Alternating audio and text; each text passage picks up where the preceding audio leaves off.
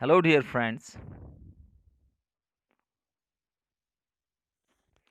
आज से हम JKSSB क्लास 4th के लिए प्रेपरेशन शुरू करने जा रहे हैं। इस बारी हम इस एग्ज़ाम को क्रैक करके ही रहेंगे। हमें ये क्रैक करना है किसी भी हालत में। पिछले एग्ज़ाम में बहुत सारी प्रॉब्लम्स रहीं। मैंने यूट्यूब पे देखा, बहुत सारी चैनल्स हैं, लेकिन उनका अप्रोच किसी न किसी तरीके से गलत था। कुछ तो बहुत हाई लेवल का पढ़ाते थे, जिसमें से पेपर नहीं आया। कुछ लोग बहुत लो लेवल का पढ़ाते थे, जिससे कुछ नहीं निकला। तो अब हम अच्छे से प्रिपरेशन करेंगे। और भी कुछ स्ट्रैटेजीज़ हैं, जैसे कि जब टॉपिक कोई कंसेप्ट हम पढ़ेंगे, उसको पूरे से क्लियर करेंगे। जैसे कि उसके एमसीक्यूज़ वहीं पे डिस्कस करेंगे ताकि वो क्लियर हो जाए। जब हम सारा का सारा चैप्टर ख़त्म कर देते हैं फिर एमसीक्यूज़, तो तब तक हम सारा का सारा कंसेप्ट भूल चुके होते हैं। तो सबसे अच्छी स्ट्रैटेजी ये है कि कंसेप्ट हम पढ़ें, कंसेप्ट को समझें, वहीं पे उसको उसके एमसीक्यूज़ भी सॉल्व करें ताकि हमारा कंसेप्ट क्लियर हो जाए। तो इसके लिए आप मुझे ज्वाइन करें। इंशाअल्लाह हम इस बारी इस एग्ज़ाम को क्रैक करके रहेंगे।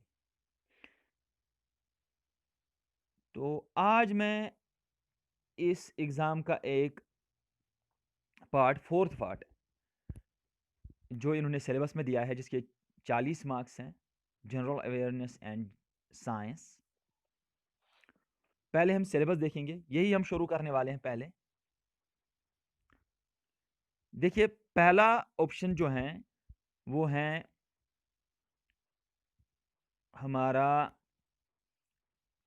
General current events, national level only. तो आप समझ गए, इंटरनेशनल लेवल के हमें करंट अफेयर्स प्रिपेयर नहीं करने हैं। हमें सिर्फ नेशनल लेवल के करंट अफेयर्स प्रिपेयर करने हैं और स्टेट लेवल के। उसके बाद after that comes our sports portion. Sports portion में कुछ नहीं लिखा है, नेशनल, इंटरनेशनल, स्टेट लेवल। तो ये सारे के सारे हमें अच्छे से कवर करने हैं। फिर इंडियन कल्चर, इंडियन हिस्ट्री, ये तो आईएएस की तरह है, सीधे किताबों के नाम लिख दिए हैं। चलो, इसको भी हम अच्छे से कवर करेंगे। Indian geography, and then capitals of the states, and then general science, health, hygiene and sanitation, geography of Jammu and Kashmir, culture of Jammu and Kashmir, history of Jammu and Kashmir. First of all, we will talk about history. History का introduction लेते हैं, अच्छे से समझते हैं, ठीक है। उससे हमें मज़ा आएगा जब हम हिस्ट्री को जानेंगे कि हिस्ट्री क्या है। देखिए, अगर हम क्वेश्चन पूछते हैं कि व्हाट इज़ हिस्ट्री, कुछ लोग कहते हैं हिस्ट्री इज़ रिकॉर्डेड पास्ट, तो कुछ लोग कहते हैं इवेंट्स ऑफ द पास्ट, और कुछ लोग तो सीधे कह देते हैं पास्ट हैं। क्या ये पास्ट हैं? जरा देखते हैं कि पास्ट क्या होता है। Past is used to indicate all the events which occur before a given point in time. Everything that has ever happened to everyone, everywhere, anytime before now. तो उसको हम पास्ट कहते हैं। जो भी हुआ है, सारी की सारी इवेंट्स जिनका हमें पता भी नहीं है, वो भी पास्ट है। जो भी दुनिया में हुआ है इससे पहले, वो पास्ट है। चाहे कोई बंदा स्कूल में गया है, चाहे किसी बंदे ने चाय पी है, खाना खाया है, सारा का सारा पास है। अच्छा, ये जो पास है, क्या ये हिस्ट्री है जिसे हम आज एज ए डिसिप्लिन पढ़ते हैं? चलो देखते हैं।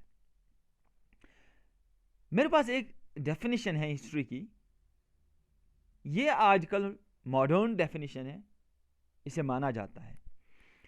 A diachronic analysis of causality using documents and other items. What is diachronic?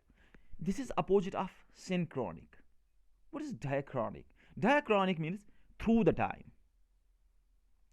देखिए डायक्रॉनिक और सिनक्रॉनिक में क्या डिफरेंस है। डायक्रॉनिक का मतलब हुआ कि जैसे जैसे टाइम पास हुआ कोई चीज इवॉल्व हो गई, लेकिन सिनक्रॉनिक का मतलब हुआ नहीं, वहीं पे उसी पॉइंट ऑफ टाइम पे ये चीज बन गई। तो हम क्या कहते हैं, हिस्ट्री है। डायक्रॉनिक एनालिसिस है। What is analysis? Examination, study, we interpret it. But what do we interpret? What do we examine? Causality. What is causality? The relation between the event and the cause. Using documents,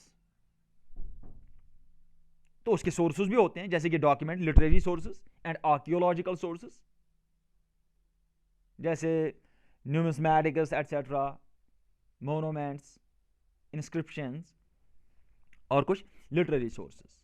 अच्छा, मतलब ये हुआ कि ये जो history है ये एक डायक्रॉनिक एनालिसिस है, मतलब हिस्टोरिक एनालिसिस है।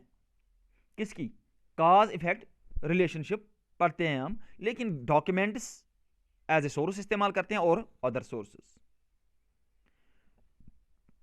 तो क्या सारी की सारी चीजें जो भी हुआ है पास्ट में उसे हम ऐसे पढ़ते हैं? बस वही हिस्ट्री है।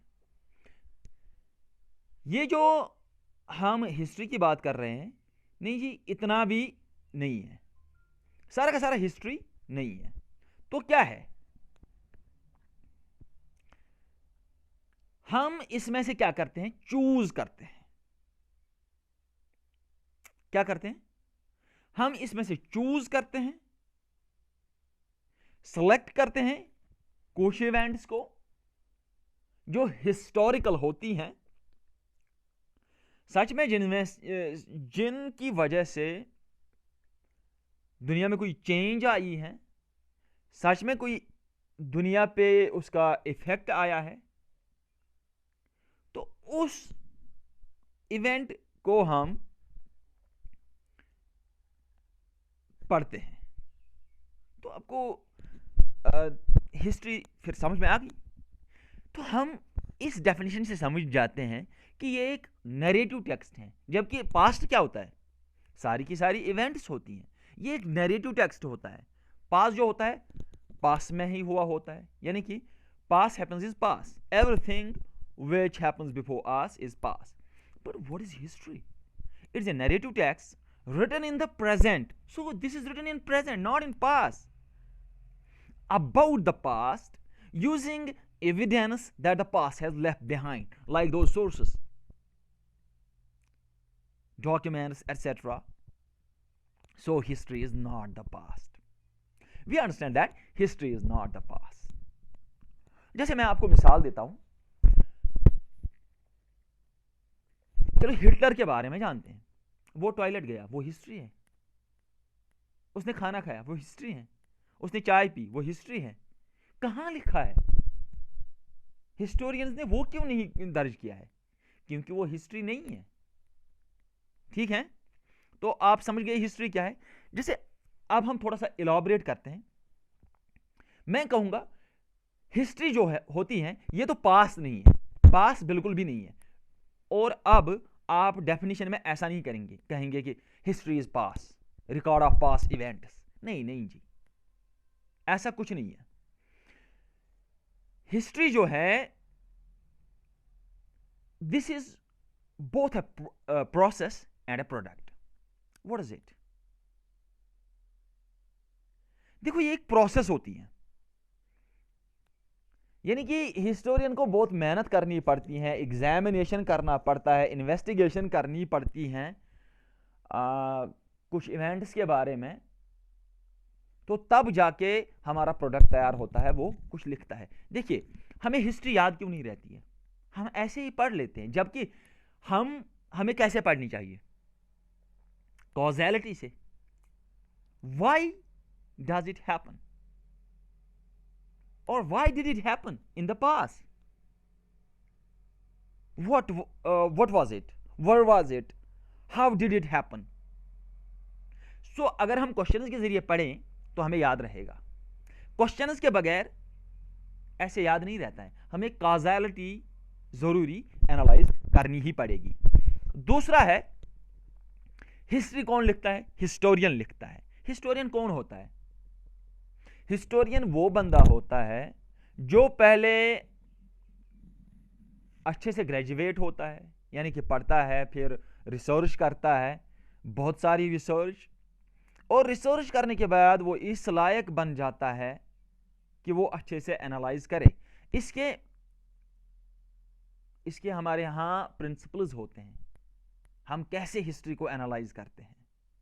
हम पहले सैंपल सिलेक्ट करते हैं, ऐसे नहीं सारा का सारा नहीं, यहां पर भी सैंपल लिया जाता है, जैसे हम सेंसस एटसेट्रा में करते हैं सैंपलिंग, वैसे यहां पे हमें चूज करना पड़ता है। तो फिर वो हिस्टोरियन चूज करता है, उसको एनालाइज करता है, फिर क्या ऐसे ही लिखता है जैसे कि फॉर एग्जांपल किसी डॉक्यूमेंट में कुछ लिखा है, किसी अखबार में कुछ लिखा है, 1800 के अखबार में, उसने उठाया और डाल दिया? नहीं जी, ऐसे नहीं। अगर वो इंपॉर्टेंट इवेंट हैं, हिस्ट्री बनाने के लायक हैं, हिस्टोरिकल हैं, फिर भी ऐसे नहीं लिखी जाती। पहले हम बहुत सारे सोर्स लेते हैं, उनको क्रॉस चेक करते हैं, उनको मैच करते हैं, जब वो मिलें, जब वो सही लगे, तब हम दर्ज करते हैं। देखो, कोई बंदा, किसी बंदे ने लिखा होगा तो बायस्ड भी लिखा होगा, कुछ लोग बायस्ड होते हैं, कुछ लोग कॉम्युनल होते हैं, तो ऐसे हमारे पास हिस्ट्री के स्कूल्स हैं। फिर जब हम ये करते हैं तो फिर हम जनरलाइज करते हैं, उसको हम जनरलाइजेशन बोलते हैं। तो इसमें हम ज्यादा नहीं पढ़ेंगे हिस्टोरियोग्राफी में। तो फिर तीसरा क्या है? History is both an art and a social science. This is art. You may have seen when we go for opting history, political science etcetera, तो वहां किस में होते हैं? ये आर्ट्स में होते हैं, ठीक है, और ये साइंस भी है। और हिस्ट्री जो है ये प्लूरल है, ये हिस्ट्री नहीं है सिंगुलर किसी एक की हिस्ट्री, ये तो बहुत सारी हिस्ट्रीज हैं, तो ये हिस्ट्रीज हैं। तो आप लोगों को ये समझ आ गया? ये थोड़ा सा मेरा इंट्रोडक्शन था। अब हम हिस्ट्री अच्छे से पढ़ेंगे, डीपली पढ़ेंगे और जल्दी पढ़ेंगे, हम ज़्यादा टाइम नहीं लेंगे और हम ज़्यादा बातें भी नहीं करेंगे। हम उतनी ही बातें करेंगे जितनी बातें ज़रूरी हों, ना कम ना ज़्यादा।